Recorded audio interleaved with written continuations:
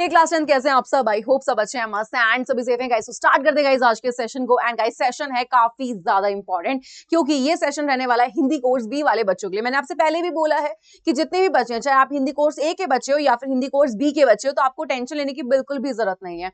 दोनों के लिए मैराथन होंगी, दोनों को ही इंपॉर्टेंट जितने भी जो क्वेश्चंस रहने वाले हैं वो सब कुछ कराऊंगी। तो अभी तक अगर आपने कुछ भी नहीं पढ़ा है, वापस बोल रही हूँ, कोई टेंशन की बात बिल्कुल भी नहीं है। अच्छे से पढ़ेंगे, सारी चीजों को पढ़ेंगे, सारे इंपॉर्टेंट क्वेश्चन को करेंगे, ठीक है? तो बिल्कुल टेंशन मत लेना। अभी मैंने एक वीडियो बनाई थी जिसमें मैंने बताया था कि आखिर हिंदी कोर्स ए वाले जो बच्चे हैं उनके लिए कौन से टॉपिक इंपॉर्टेंट है, किस तरीके से उनको पढ़ना है, किस तरीके से पेपर आने वाला है। सेम वीडियो यहाँ पे मुझे कोर्स बी वाले बच्चों ने बोला एंड आपके बोलने से पहले ही मैं ये वीडियो लेकर आने वाली, तो टेंशन मत लेना, चाहे आप कोर्स ए के बच्चे हो या फिर कोर्स बी के। यहाँ पे अगर मैं बात कर लेती हूँ बेटा जी अब नेक्स्ट पार्ट की, तो यहाँ पे सबसे पहले जान लेते हैं कि आखिर कोर्स बी वाले जो बच्चे हैं उनका पेपर किस तरीके से रहने वाला है, उनका क्या पैटर्न रहने वाला है। ओके, सबसे पहले यहाँ पे बात कर लेते, देखो आप सबको पता है कि पेपर 80 मार्क्स का ही आएगा, है ना। एंड यहाँ पे अगर हम लोग देख लेते हैं, सबसे पहले खंड का आ जाता है जहां पे आपका अपठित बोध होता है। इसकी प्रैक्टिस मैं आपको बहुत अच्छे तरीके से कराऊंगी, तो आपको टेंशन लेने की बिल्कुल भी जरूरत नहीं है। अपठित क्या हो जाता है, यानी कि जो आपने पढ़ा हुआ नहीं होता है।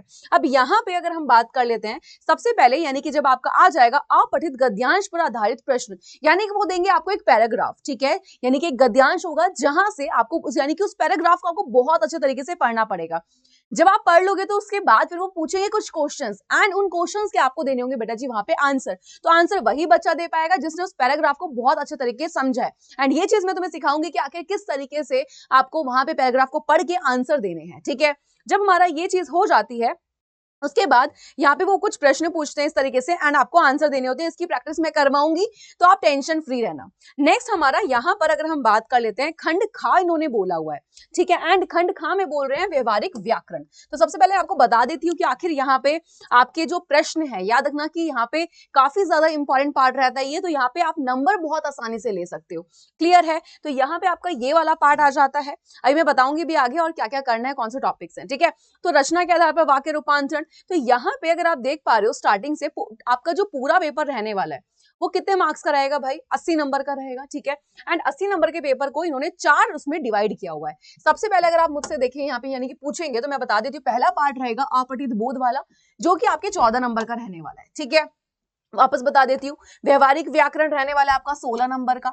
एंड पाठ्य पुस्तक एवं पूरक पाठ्य पुस्तक, आपको पता है ना कि हिंदी ए और हिंदी बी वाले बच्चों की जो बुक है वो बिल्कुल अलग है, ये रहेगा आपका 28 नंबर का। एंड रचनात्मक लेखन रहेगा 22 नंबर का। यानी कि अगर हम देखें सबसे ज्यादा मार्क्स का जो आ रहा है वो आ रहा है यहाँ पे पाठ्य पुस्तक एवं पूरक पाठ्य पुस्तक, देन आपका रचनात्मक लेखन, उसके बाद व्यवहारिक व्याकरण एंड देन अपठित बोध। तो इस तरीके से रहेगा 4 पार्ट में। अब सबसे पहले बात कर लेते हैं यहाँ पे पहले वाले पार्ट की। जैसे मैंने अभी बताया कि पहला वाला जो पार्ट रहेगा आपका खंड का बहुविकल्पीय प्रश्न, जहां पर अपठित गद्यांश पर आपको यानी कि पढ़ना होगा और उसके अकॉर्डिंग आपको अपने क्वेश्चन के आंसर देने होंगे, जो भी क्वेश्चन आपसे पूछा गया होगा, ठीक है। तो क्या बोल रहे हैं, 2 अपठित गद्यांश लगभग 200 शब्दों के, 1 अंक के 3 बहुविकल्पीय प्रश्न होंगे, अति लघु और लघु होंगे, जो कि 4 नंबर के होंगे, ठीक है। नेक्स्ट की अगर हम लोग बात कर लेते हैं बेटा जी, यहाँ पे नेक्स्ट आ जाता है आपका कौन सा वाला पार्ट, नेक्स्ट आ जाता है व्यवहारिक व्याकरण वाला पार्ट, जहां पे अगर हम देखें आपको क्या क्या करना है, पद बंद करना है, ठीक है। एंड यहाँ पे अगर हम देखें रचना के आधार पर वाक्य रूपांतरण हो गए, समास हो गया, मुहावरे हो गए।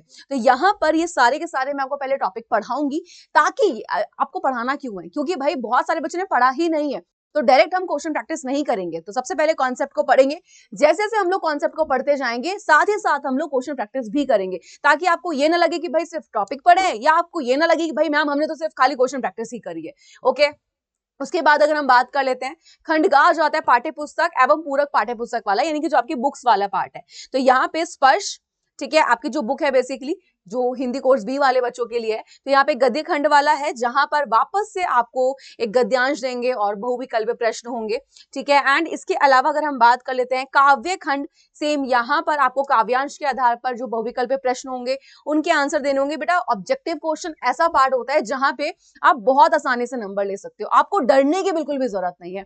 ओके, तो यहाँ पे आपके मार्क्स एक भी नहीं कटता, तो यहाँ पे प्लीज ध्यान देना पड़ेगा। एंड अगर हम लास्ट बात कर लेते हैं रचनात्मक लेखन में, तो यहाँ पे सबसे ज्यादा फायदा क्या होता है कि यहाँ पे आपको सिर्फ अगर आपको बनाकर लिखना आता है, अपने वर्ड्स में चीजों को लिखना आता है, तो आप बहुत ही अच्छे तरीके से यहाँ पे मार्क्स ले सकते हो, ठीक है। तो यहाँ पर ये सारे के सारे पार्ट कि आखिर किस तरीके से यहाँ पे आपको सूचना लेखन, विज्ञापन लेखन, ईमेल लेखन, यानी कि कैसे करना है ये पार्ट, क्योंकि अच्छे खासे नंबर का ये मैं सब आपको सिखाऊंगी। तो याद रखना कि बेटा जी आपकी 26 को अगर हम बात करें और 27 दोनों दिन रहने वाली है मैराथन, जहां पे मैं आपको सारे के सारे टॉपिक प्लस क्वेश्चन भी करवाऊंगी। तो आपको डरने की बात तो बिल्कुल भी नहीं है। एंड 25 को भी मैं आपको मिलूंगी लाइव 7 बजे शाम में। तो बिल्कुल मत डरना एंड एग्जाम की तैयारी बहुत ही अच्छे तरीके से होगी, ठीक है। तो बिल्कुल टेंशन फ्री रहो, सारे टॉपिक्स पढ़ाऊंगी, सारे क्वेश्चंस कराऊंगी, चाहे वो आपके प्रीवियस ईयर क्वेश्चंस हैं, मोस्ट एक्सपेक्टेड क्वेश्चंस हैं, पैराग्राफ को कैसे करना है, अगर एग्जाम में कुछ भी चीज में अटक रहे तो कैसे वहां पे उस चीज से आपको डील करना है, हर चीज मैं आपको सिखाने वाली हूँ। तो टेंशन फ्री रहो एंड मिलती हूँ आपसे आपकी क्लासेस में। तो आना नहीं भूलना है। तब तक के लिए bye bye and take care guys.